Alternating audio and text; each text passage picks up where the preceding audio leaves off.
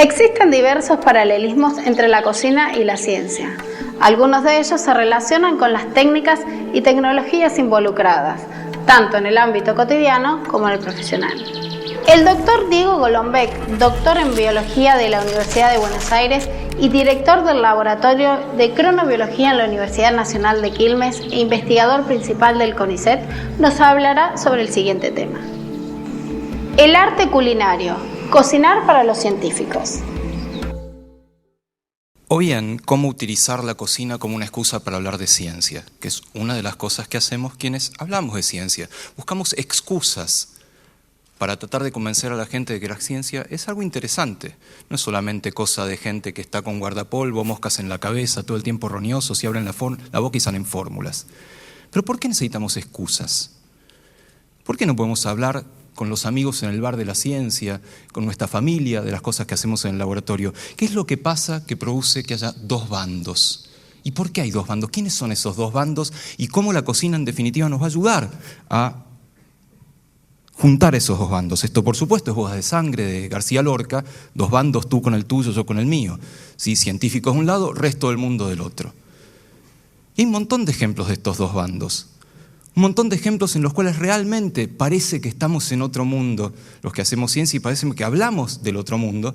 Y algunos de estos ejemplos son muy cercanos, son ejemplos científicos, artísticos, literarios, hasta musicales. Y les quiero mostrar uno de los ejemplos que demuestra cuán separados están estos dos bandos. Tiene que ver con un disco de hace unos pocos años, que es el anteúltimo disco de este señor, de Fito Páez, que hay un verso en una de esas canciones que dice eso: pareces una flaca de exactas, explicando lo que no hay que explicar.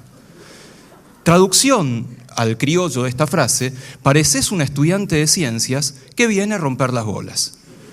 O sea, uno quiere tirarse en el pasto a mirar las estrellas y viene el plomo de un astrónomo a decir, bueno, las elipses y las supernovas, etc. Dos bandos nos quitan la magia. Los científicos vienen a quitarle la belleza al mundo. Es como si uno estuviera en un casamiento que no conoce a nadie y lo mandan a la mesa 4. ¿Sí? Entonces la gente empieza a presentarse. Yo hago esto, yo hago lo otro, yo hago esta cosa, soy científico. Cagamos. Nos arruinó la noche. Va a empezar a hablar de los taninos del vino, del ritual de la danza, va a empezar a hablar de la sal presente en el jamón crudo y así sucesivamente. Y está esa sensación de los dos bandos. ¿Y por qué? ¿Por qué es que la ciencia está en otro lado? ¿Qué es lo que hace que la ciencia sea diferente de otras disciplinas, en particular cuando la queremos compartir? Y acá quiero arriesgar algunas hipótesis antes de llegar al tema principal de por qué es difícil contar la ciencia, por qué es difícil comunicar la ciencia, que de hecho la mayoría de ustedes vienen de la ciencia y la tecnología, y creo que van a concordar conmigo en que no somos el alma de la fiesta en general. Si no es que la gente se mata por venir a que le contemos nuestro último experimento, nuestro último proceso tecnológico. Y acá son estas hipótesis, voy a pasarlas rápido porque vamos a detenernos en algunas de ellas.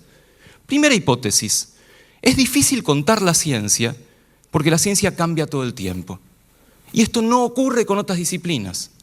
Hay disciplinas que cambian, por supuesto, pero la pendiente de cambio no es tan visible como en algunos aspectos científico-tecnológicos. Y acá un ejemplo biológico, con un concepto que muchos de ustedes conocen, el concepto de apoptosis. Concepto de la biología celular, por el cual una célula se suicida, se manda a mudar, dice adiós cuerpo cruel y se acabó. Es un concepto relativamente reciente. Si acá vemos lo que sucede con número de papers, número de artículos científicos que mencionan la palabra apoptosis en función del tiempo, la cosa es bastante clara. Fíjense, ninguno, algunos un montonazo. Quiere decir que si yo les daba una charla, o ustedes mismos si trabajan en biología celular, hablaban en los 90, había un concepto fundamental de la biología celular que no existía como tal, mientras que ahora, si hablamos de biología celular, sin mencionar que hay señales dentro de la célula que vaticinan su propia muerte, estamos contando una parte muy pequeña de la historia. Insisto, esto es particular de las ciencias naturales, ni siquiera de las ciencias sociales, este cambio tan brusco que hay que nos hace muy difícil contarla. Segunda hipótesis. La ciencia es difícil de comunicar, es difícil de contar, porque es difícil. Una tautología, algo que parece bastante obvio, vamos a ver si es así. Otro ejemplo biológico, ¿sí? Últimamente está bastante de moda lo que se conoce como biología sistémica, biología de sistemas. O sea, no estudiar un gen, 10 genes, sino estudiar 20.000 genes. No estudiar 30 neuronas, sino estudiar millones de neuronas todas juntas. Les quiero mostrar una definición operativa de la biología de sistemas, que es esta. La biología de sistemas es un nuevo campo de la biología que apunta a desarrollar una comprensión a nivel de sistemas de los sistemas biológicos. ¿Ah? Si quieren, de nuevo, ¿sí? La biología de sistemas es un nuevo campo de la biología que apunta a desarrollar una comprensión a nivel de sistema de los sistemas biológicos. Claramente, esa definición fue dicha por este señor, ¿sí? Pero no, esa es la definición de un texto del MIT, del templo de la ciencia. Estamos todos locos. O sea, puede ser que la ciencia sea dificultosa, o sea, requiere un cierto esfuerzo, pero a nosotros los científicos nos encanta que sea un cachito más difícil. Si no se nos entiende, somos unos capos. ¿Sí? Como que uno lleva su cajón de manzanas por la vida y cuando tiene que hablar de ciencia, se para sobre el cajón de manzanas y pontifica. Y si nadie entiende, mejor.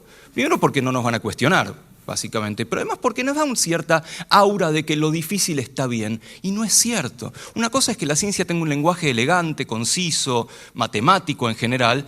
Obviamente, hay que estudiarlo, hay que conocerlo, pero ya dificultar de más el lenguaje es un error que nos aleja del resto del mundo. Si nos encanta hablar en difícil a los científicos, aún más nos gusta mostrar en difícil. Los íconos de la ciencia son bastante complicados. Y un ejemplo biológico más. Todos ustedes conocen obviamente el proyecto Genoma Humano, ¿sí? Conocer todos los genes de una célula humana. Bueno, los genes son medio pavos, son instrucciones, no es que sean algo concreto. Por lo tanto, hay que estudiar las herramientas que producen esas instrucciones. De ahí viene el concepto del proteoma humano. Y el último grito en la ómica es por ahí estudiar cómo charlan entre sí las proteínas, cómo interactúan entre sí el charloma de una célula o bien el interactoma. Entonces, en primicia exclusiva les voy a mostrar el interactoma de una célula, en este caso una célula cancerosa, que es este. ¡Charán! ¿Sí? Y esto en tapar el parcial. ¿Sí? De nuevo, esto como ícono no parece ser muy útil para contar lo que hacemos. Esto lo entienden 10 personas, que hay algunos clústeres que se comunican más con ciertas proteínas que con otras, pero no es un buen motivo de comunicación. Y es el tipo de cosas que nosotros usamos para comunicar. Quiere decir que algo está fallando.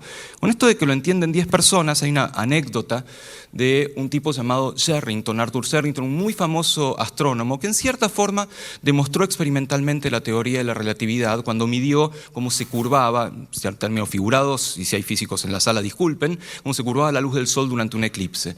Entonces le preguntaron a Sherrington en un reportaje: che, Sherrington, ¿es verdad que a la teoría de la relatividad la entienden solamente 3 personas? Y la respuesta de Sherrington fue: ¿quién es el tercero? Como que nos encanta esto de mostrar y contar en difícil. Nos pone en un lugar que tal vez nos reivindica, pero no nos sirve para compartir lo que hacemos. Y si no compartimos lo que hacemos, no sirve para nada. Y sigamos con estas hipótesis de por qué la ciencia es difícil. Hay un concepto de la ciencia que es absolutamente contraintuitivo. Si uno sale al mundo y ve un cisne blanco, otro cisne blanco, otro cisne blanco, nuestro cerebro está cableado de manera inductivista. Nuestro cerebro está preparado para decir todos los cisnes son blancos. Sin embargo, la ciencia todo el tiempo tiene que estar buscando un cisne negro. Va en contra de lo intuitivo, en contra del cerebro. Eso es muy difícil de comunicar.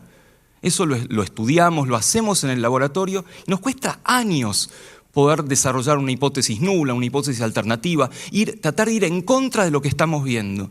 Eso nos separa del resto del mundo porque estamos pensando de una manera diferente, no intuitiva. Otra hipótesis, perdón, ahí está el cisne negro.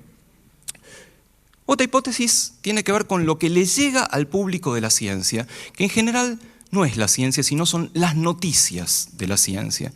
Y la ciencia en general no tiene noticias. Esto es una muy mala noticia para el periodismo, porque justamente el periodismo vive de noticias y la ciencia no tiene nada para darle. ¿Por qué? Porque la ciencia tiene historias. Historias que tardan un montón en hacerse, en general son generacionales. Yo trabajo en algo en lo cual seguramente heredé de mis directores de tesis, de postdoc, de lo que fuera, que a su vez heredaron y así sucesivamente. Sin embargo, lo que nos llega en general es un formato periodístico de noticias. No solo eso, hay un formato muy particular de noticias que empiezan indudablemente siempre con la misma frase, que es un grupo de científicos. ¿Vieron cuando aparece una nota en el diario? Empieza diciendo, un grupo de científicos de la Universidad de puntos suspensivos, en general Michigan, no sé por qué. Un grupo de científicos de la Universidad de Michigan descubrió el gen de la estupidez. Bueno, esa es una noticia y es falsa en tanto noticia, porque seguramente detrás de eso hay una historia y la ciencia está en la historia, no en la noticia. Por lo tanto, estamos fallando en la forma de comunicar esas historias al transformarlas en noticias porque no tenemos el espacio o los medios o las ganas de dedicarnos a contar historias. Y el ejemplo que les pongo acá es un ejemplo generacional, ¿sí? Porque está sacado directamente de algo que se llamaba Sábados de Superacción. ¿Cuántos? La mitad más o menos, ¿sí? Donde solían pasar una película maravillosa llamada El regreso del monstruo de dos cabezas, ¿sí? No sé si alguno la recuerda, pero había un científico loco, ¿sí? Por supuesto con acento alemán, como corresponde a un científico loco, que quería destruir el mundo y todas esas cosas, pero se está por morir este tipo y dice, ya sé lo que voy a hacer. Antes de morirme voy a hacer que trasplanten mi cabeza a otro cuerpo. Entonces, ¿qué pasa? Le buscan otro cuerpo, es un condenado a muerte de una prisión, y hay dos problemas. El primero, por supuesto, ese científico es recontrarracista y el condenado que le encuentran es negro. Y segundo problema, los médicos se equivocan. En lugar de sacar la cabeza del condenado y ponerla del otro, dejan las dos cabezas. Entonces, cuando se despierta, no sé si lo llegan a ver acá, que están las dos cabezas, se despierta el científico y mira para el costado, está en el hombro, el científico mira al costado y dice, oh no, maldito negro, ¿dónde estoy? Es absolutamente maravillosa la película, ¿sí? Pero supónganse que esto ocurriera de verdad, que hubiera un trasplante de cabezas, lo cual es un problema filosófico ya de por sí. Bueno, ¿qué es lo que nos hubiera llegado? Nos hubiera llegado una noticia de se logró el monstruo de dos cabezas. Una noticia puntual, posiblemente un grupo de científicos de la Universidad de Michigan descubrió el monstruo de dos cabezas, dejando atrás la historia. La historia de un trasplante, tenemos que juntar nervios, tenemos que juntar vasos sanguíneos, tenemos que ver qué pasa con la actividad neuronal al ser trasplantada a otro cuerpo. Y eso quedaría afuera, en general, de lo que nos llegaría en tanto público. Por lo tanto, otra de las razones por las cuales la ciencia está escindida del resto del mundo es porque lo que le llega al resto del mundo no es la ciencia, son las noticias de la ciencia, que es muy diferente. No solo eso. Además de esto, en general las noticias de la ciencia nos llegan en forma ahistórica, como si las cosas de pronto se descubrieran, como si un científico un día se despierta y dice, ya está, voy a descubrir tal cosa. Y obviamente no es así y requerimos sin duda una perspectiva histórica para entender la ciencia. Y acá corre en mi ayuda mi gran amigo Asterix, porque en cada uno de los capítulos de Asterix hay un montón de contextos de ciencia, como lo maravilloso que nos contaban recién de la preservación en sal, que posiblemente esté cerca de Asterix y Cleopatra, uno de los mejores capítulos. Pero no lo contamos de esa manera. Solemos contar las cosas de manera ahistórica. De hecho, juzgamos el pasado científico desde hoy. En nuestras clases, estoy hablando de biología, ¿cuántas veces logramos que los alumnos se burlen de un Lamarck, por ejemplo, el tipo que propuso herencia de los caracteres adquiridos? Claro, lo estamos viendo desde hoy, no desde 1700 y pico, en la cual Lamarck fue el primero que propuso que los bichos cambian. O sea, propuso una teoría completa de la evolución. Si le sacamos la historia a compartir la ciencia, no estamos compartiendo ciencia, estamos compartiendo otra cosa. Y por último, lo que realmente nos ocupa es que la ciencia es difícil de comunicar porque no se relaciona con nosotros en tanto público. En general, las noticias de ciencia que llegan están muy alejadas de la vida cotidiana. De hecho, hay una frase muy conocida que es que lo que solemos enseñar y comunicar son respuestas a preguntas que la gente no se hace.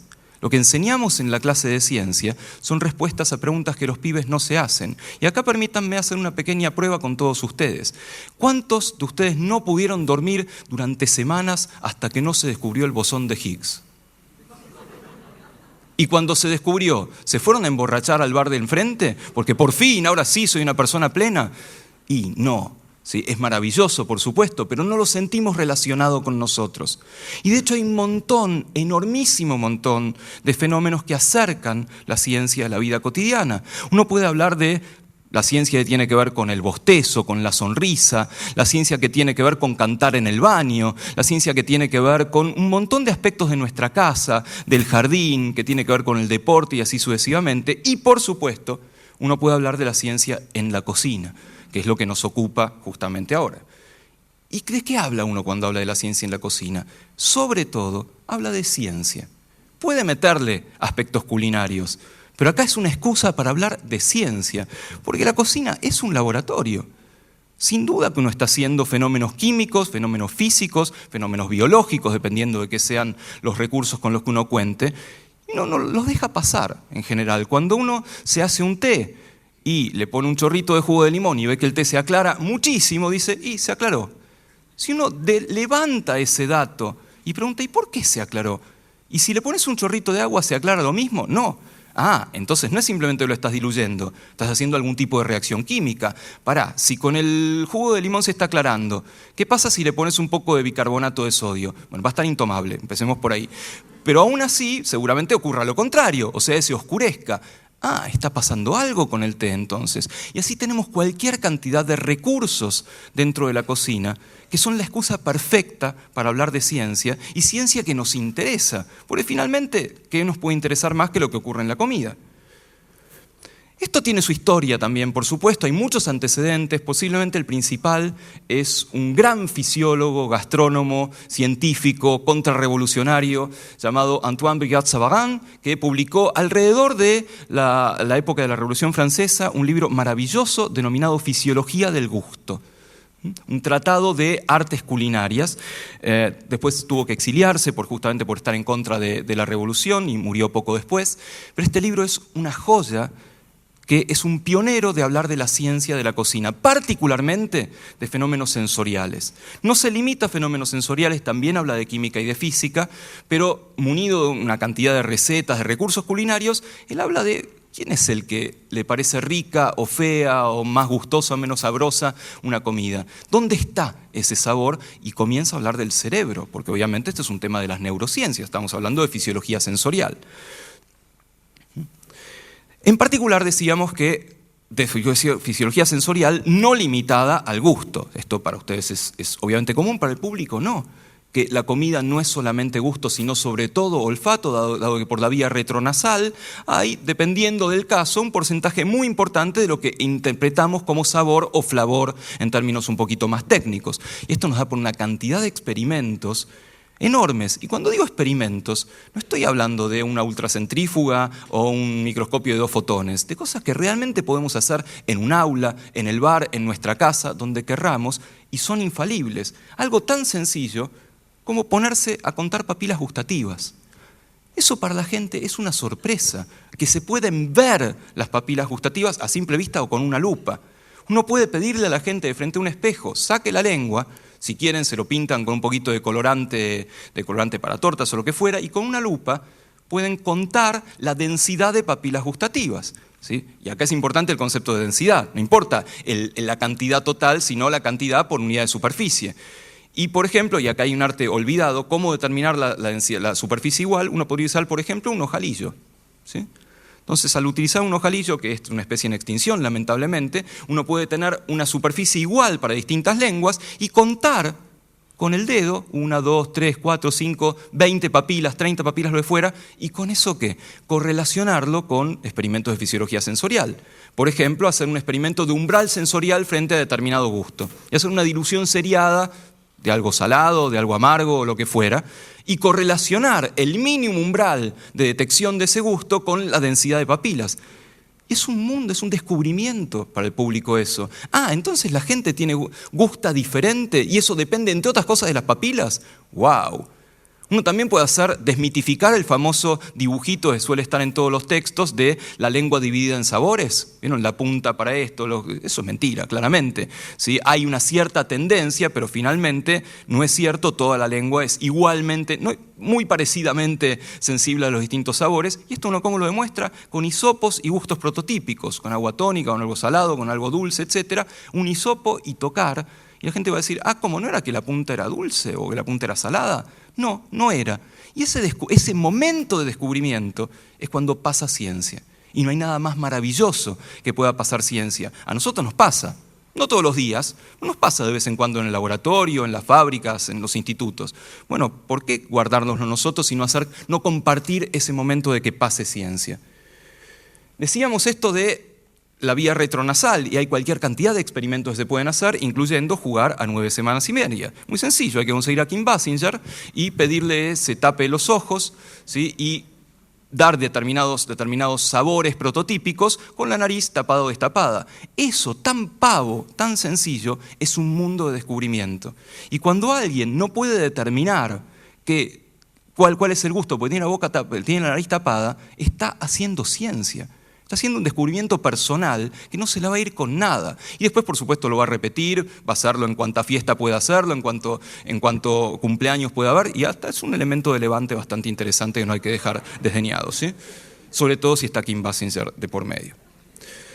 Pero hasta ahora veníamos hablando de cuestiones anecdóticas. Hay un concepto que ustedes conocen muy bien que se denomina gastronomía molecular. En este momento es un concepto aplicado a restaurantes caros con platos enormes con porciones pequeñas en el medio.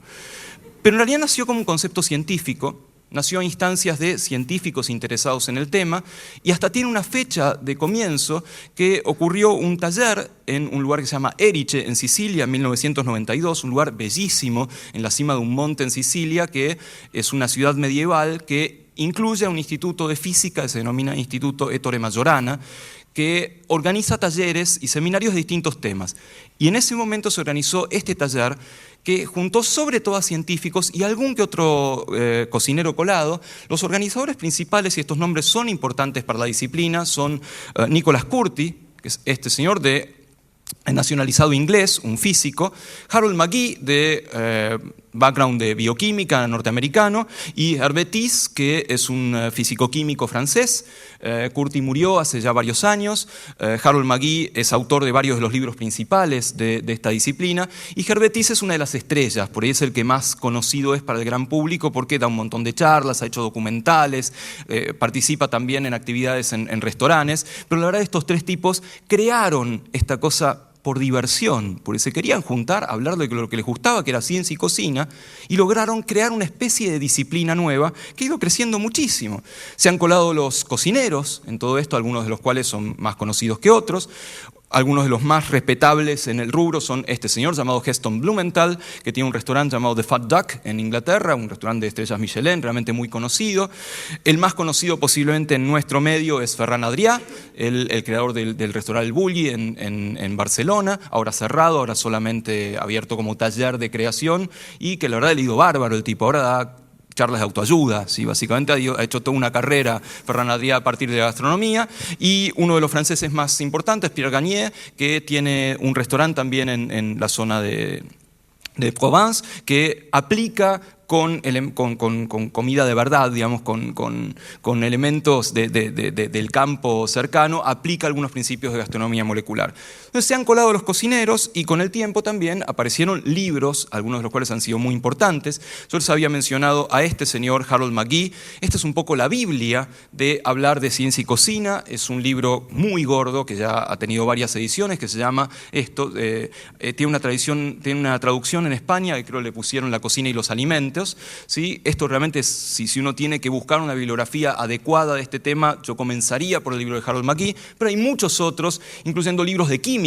¿Sí? Peter Barham es un químico de Chicago, y este libro se llama La ciencia de la cocina, es un libro de química. Uno lo podría leer como un libro de texto de química inorgánica, orgánica y biológica, porque ocupa los tres. Y también hay varios libros estrictamente de divulgación, con anécdotas sobre la ciencia y la cocina. Este es uno de los conocidos, que es lo que Einstein le dijo a su cocinero. Los tres están traducidos, por si a alguno le interesa, lamentablemente traducidos en España, no suelen llegar mucho aquí, y si llegan son carísimos.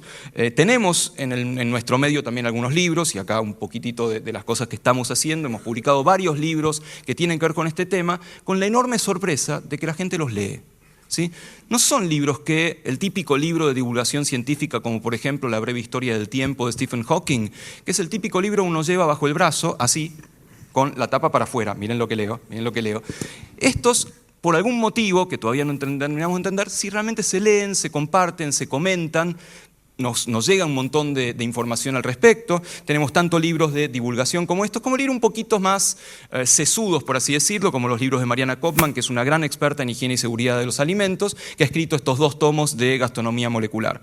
Y hemos ido un poquito más allá, antes de meternos con los temas a los cuales se refieren, y hemos metido algunos de estos temas directamente en la academia. Cuando digo hemos es porque acá hemos hecho algunas cosas, pero hablamos también de academia en todo el mundo. Ha aparecido la disciplina gastronomía molecular en varias universidades, tanto como talleres, como ciclos de charlas. Esto en particular es un ciclo de charlas que se viene haciendo en forma anual en Harvard, pero también en Europa, en varios lugares, se ha instaurado esta disciplina como una forma de, por un lado, juntar mundos aparentemente no tan reconciliables como la ciencia y la cocina, y por otro lado, para tener elementos para comunicar la ciencia. Porque, vuelvo al principio, yo les estoy hablando de este matrimonio, como una excusa para contar la ciencia. No solamente está en la academia, sí, recientemente también está en el espectáculo, y esto se los cuento porque nos divierte muchísimo. Desde hace unos años estamos haciendo espectáculos, por así llamarlos, de ciencia y cocina en Tecnópolis, entre científicos y cocineros. Los cocineros son los chicos de Cocineros Argentinos, el programa de la televisión pública, y los científicos somos los nerds, básicamente. Y la verdad que nosotros nos divertimos muchísimo y vemos que hay una comunicación que de otra manera no se logra. Esto no se logra con una charla de ciencia, por más que sea una charla absolutamente amena, por más que sea de temas que a la gente le pueda interesar. El formato de lograr un espectáculo a partir de la ciencia y la cocina nos ha funcionado de una manera que otros formatos realmente no han funcionado. Pero, ¿de qué hablamos? ¿De qué temas hablamos cuando hablamos de ciencia y cocina? O en todo caso, ¿qué ejemplos les puedo compartir yo que han funcionado en estas aventuras que venimos haciendo de comunicar la ciencia? ¿Cuáles son los ejemplos que claramente la gente se siente inmediatamente identificada? Un montón. 3 o 4, ¿sí? Las espumas, incorporar aire a las preparaciones, que por otro lado es una de las preparaciones más complicadas. Una preparación estable que incorpore aire y de pronto crezca, ¿sí? El soufflé es el peor castigo del cocinero, por ejemplo, tanto el cocinero profesional como el cocinero amateur. Bueno, contar por qué ocurre, qué condiciones hay para batir claras a nieve, cuáles son los enemigos de las claras batidas a nieve, qué condiciones hay para hacer crema batida, para llegar a crema chantilly, para hacer un soufflé, etcétera, etcétera. Esto es algo que inmediatamente para las orejas, ¿sí? Por supuesto, las grandes científicas de todo esto son las abuelas, que no hay con qué darle, y ellas saben muchísimo más de cualquiera de nosotros, pero cuando se da el diálogo entre el curro de alguna abuela de batir claras siempre en ollas de cobre, etcétera, y ver cuál es la reacción que ocurre, que justifica o bien mitifica ese concepto, es donde se da este diálogo entre ciencia y resto del mundo, o sea, entre los dos bandos. ¿Qué más? ¿Sí? Cambios de estructura, por supuesto. Hablar de mitos. ¿Es cierto que la pasta está hecha cuando uno la tira frente al azulejo y se queda pegada? Sí, claro que es cierto. Porque básicamente se logró el mínimo grado de gelatinización como para que esté pegajosa, se forme esa pegatina y se quede pegada. Antes de eso todavía no se había dado la reacción en grado tal como para que la pasta estuviera al dente o suficientemente blanda. De nuevo, son mitos que uno va a buscar y después intenta encontrarle algún tipo de explicación. ¿Qué más podemos hablar? De reacciones químicas, ¿sí? La oxidación es una de las más clásicas, ¿sí? Porque hay frutas que vos las cortás y se ponen pardas. Está bien, nosotros lo hacemos eso en el laboratorio con otro tipo de oxidaciones, pero ocurre frente a nuestros ojos, en nuestra casa, en nuestra cocina. ¿Por qué ocurre? Siempre ocurre. ¿Qué mitos hay alrededor de esto? Hay algunos mitos que son muy divertidos, por ejemplo, que el carozo de la palta es un antioxidante. ¿Por qué? Porque vos cortás la palta al medio, le dejás el carozo, todo se pone pardo, sacás el carozo y abajo del carozo está verde. No te dije, es antioxidante. Es un mito bastante difundido hasta que vos reemplazás el carozo por una bombita de 50 watts, ¿sí? O por una figurita, por lo que fuera, y de nuevo esa parte queda verde, con lo cual inducís a que la gente piense que el carozo no tiene propiedades antioxidantes, simplemente no está permitiendo el oxígeno llegue a producir esa reacción o en todo caso lo está retardando. Por lo tanto, hay muchísimos temas de conversación aquí metidos, veamos un par más, ¿sí? Algunas reacciones volátiles, la más famosa de las cuales es la de los compuestos volátiles que se producen al cortar una cebolla, ¿sí? Que uno puede explicar qué es lo que sucede porque está rompiendo las paredes celulares, cuál es la reacción que está ocurriendo, pero lo más divertido es ver cuáles son las curas para esto, las cuales hay cualquier cantidad, ¿sí? Desde prender un fósforo, apagarlo y ponerlo acá. ¿Cómo? Sí, me funciona, sí. ¿Cómo que te funciona? No puede ser, ¿sí? O bien, el más difundido de todos, ¿sí? Agarrar y cortar la cebolla con una canilla abierta. Ni siquiera la cebolla tiene que estar abajo de la canilla. O sea, el agua tiene alguna propiedad mágica, aunque esté a distancia, que lava las lágrimas o que se lleva eso. Suena extraño. ¿Y cuál es la única forma de charlar de estos mitos? Hacerlos. Estar cortando cebolla con un fósforo en el medio, por más ridículo que parezca, aunque uno sea investigador del CONICET, uno lo puede hacer, o bien cortar la cebolla con una canilla abierta al lado, o incluso la cebolla abajo del agua, es básicamente lo mismo, no funciona demasiado, o bien la única solución que funciona, que es usar antiparras. Que cuando uno lo hace, la gente se da cuenta de que efectivamente hay algo que es volátil y se entiende el concepto de volatilidad. Algo que cuando uno corta es casi gaseoso, está en el aire y por eso puede llegar a los ojos, ¿sí? Por supuesto que hay un montón de conceptos ahí metidos en el medio, el tipo de reacciones que ocurren, por qué es irritante, etcétera, que uno no se va a meter en detalle. ¿Qué otros ejemplos podemos dar? Bueno, recién hablábamos de pH, ¿sí? La cantidad de indicadores naturales de pH que hay. Hablábamos del té hace un ratito, ¿sí? Como el cambio de color en función del pH por taninos o por otras sustancias. Y por supuesto el jugo de repollo, que se sigue usando afortunadamente en las aulas, se sigue usando como indicador de pH en reacciones en el secundario e incluso en la universidad, y es maravilloso. ¿Sí? No tenemos por qué explicar cuál es el colorante presente en determinados vegetales que cambia de color en el pH, simplemente verlo. Y ese simplemente verlo abre un universo que es una puerta de entrada a la química, por otro lado. ¿Qué más podemos hablar? De ciertas reacciones más explosivas, ¿sí? Una de las más hermosas es obviamente la producción de pochoclo, ¿sí? La producción de pochoclo es simplemente calentar granos de maíz y ver que algo está pasando. Es raro, ¿no? Es raro, uno calienta cosas y no explotan. Sin embargo, uno calienta un grano de maíz y explota. Y cuando uno le dice a la gente, che, pero a ver, ¿qué puede haber ahí adentro que cuando lo calentás quiere salir? Y de a poco se lleva el concepto, che, ¿será que hay agua ahí adentro? Pero está totalmente seco el grano de maíz, ¿cómo agua? Sí, tiene agua, tiene poca agua, pero tiene agua. ¿Y qué pasa con el agua cuando la calentás? Se vuelve vapor. Y si el vapor está encerrado porque el maíz, particularmente el pisingallo, tiene una cáscara muy muy dura y no puede salir, ¿qué va a hacer? Va a explotar. Al explotar el almidón se va para afuera, por lo tanto queda el pochoclo blanco y blando. Entonces eso que a la gente le gusta comer pochoclo y le gusta hacerlo, le agregás un pequeño valor adicional, un valor agregado de entender qué está pasando y por qué hay ciertos granos de maíz que funcionan y otros que no. Y esto es fascinante para alguien que está de ese lado de los dos bandos. También podemos hablar de mi mito favorito. ¿Cuántas veces estamos escuchando a los cocineros de la tele hablando de sellar la carne? Vamos. ¿Sellar la carne para qué? Para cerrar los poros de la carne y que el agua se quede adentro. Muchachos. ¿Cómo poros de la carne? ¿La carne tiene poros? ¿Qué? ¿Y vos lo cerrás y entonces el agua no sale? Algo falla ahí. La única forma de convencer a algunos cocineros de que esto era absolutamente incorrecto fue hacer el experimento. Con amigos cocineros agarramos 2 trozos de carne de peso similar, uno sellado, otro no, y después los 2 al horno. Según la hipótesis de sellar la carne cierra los poros, aquel que estaba sellado tenía que pesar mucho más, porque tenía que haber mantenido mucha más agua adentro, mientras que el otro, el agua se hubiera evaporado. Obviamente, cuando sacamos los 2 pedazos de carne, los 2 pesaban más o menos lo mismo, o sea, mucho menos que al principio, porque en los 2 el agua se había evaporado por igual. El sellado de las carnes no cierra ningún poro, aunque se los digan en Canal Gourmet, en Utilísima y lo que quieran ver. Sí, es cierto que hay una diferencia. El sellado de la carne produce la reacción de Maillard. Y la reacción de Maillard genera miles de compuestos nuevos, con sabores, olores y colores nuevos. Es mucho más rica la carne sellada. Al ser más rica, uno la come y saliva más.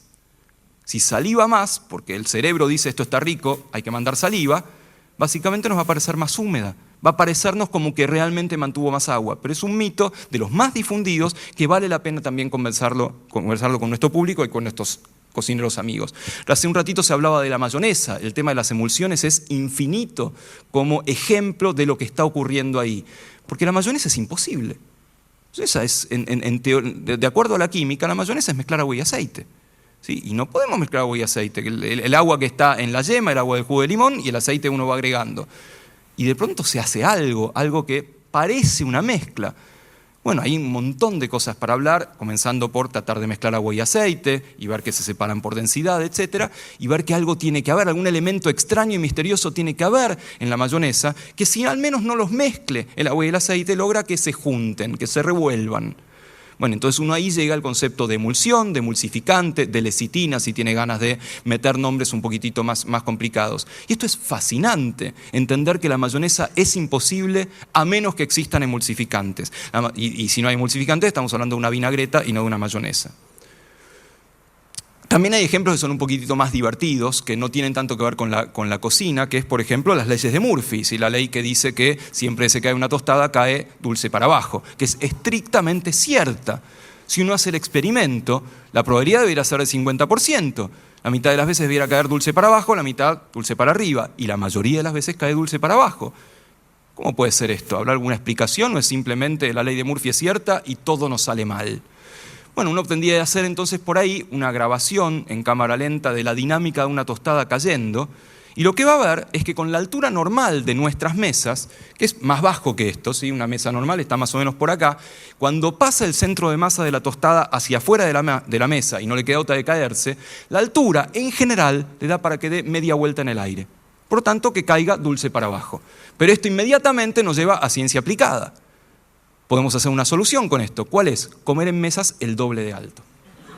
Por lo tanto, vas a terminar comiendo así, pero si se te cae la tostada, te va a quedar dulce para arriba. O bien, la otra posibilidad es hacer tostaditas de 2x2, porque eso afecta el centro de masa de tal manera que le permite dar una vuelta completa. Y el tercer remedio posible que brinda la ciencia es cuando uno va a comer tostadas untadas con dulce de leche, comerlas pero subidas al lomo de un gato. Porque entonces, si el gato se cae, cae siempre patas para abajo, por tanto la tostada queda para arriba. Y esto, créanlo o no, lo hicimos en un programa de tele, ningún animal sufrió durante la realización de ese programa. De eso, estos simplemente son ejemplos de cómo se puede abordar el tema de la ciencia y la cocina. Primero porque tiene un interés científico per se, pero sobre todo como una excusa para contar lo que hacemos, que nosotros sabemos que es fascinante. ¿Y por qué no el resto del mundo tiene que saber y compartir que es fascinante? Entonces, ¿para qué este matrimonio? Estas son algunas ideas para un montón de cosas. Sin duda que nos ayuda a contar la ciencia. Eso es lo principal que yo traté de compartir con ustedes. Genera interés, sin duda, porque es algo cotidiano, es algo cercano al público, no es el bosón de Higgs. Hay uno de los objetivos de los que hacemos ciencia, y particularmente del Ministerio de Ciencia y del CONICET, es fomentar vocaciones científicas. Necesitamos más cientifiquitos. Hay un montón de áreas de la ciencia que tienen mayor demanda que oferta. Hay áreas de la ciencia que los pibes no terminan la carrera porque se van a trabajar. Algunas ingenierías, la geología, la informática. Tenemos que fomentar mayores vocaciones y hablar de estas cosas lo fomenta.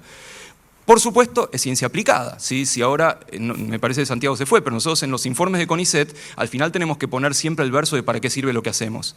Bueno, entre otras cosas, sirve para contárselo a la gente. También es una aplicación de la ciencia. Si hablamos de cocina en particular, ¿sí? Si sabemos cómo ocurren ciertas reacciones, podemos pifiarla menos y podemos aprender cosas que podrían llegar a ser bastante interesantes desde el punto de vista culinario. Y tal vez lo más importante de todo sea esto, sea que uno, hablando de ciencia y haciendo ciencia, se puede divertir como loco, lo cual desmitifica el mito mayor que existe en este mundo, que es que los científicos nunca se divierten. Muchas gracias.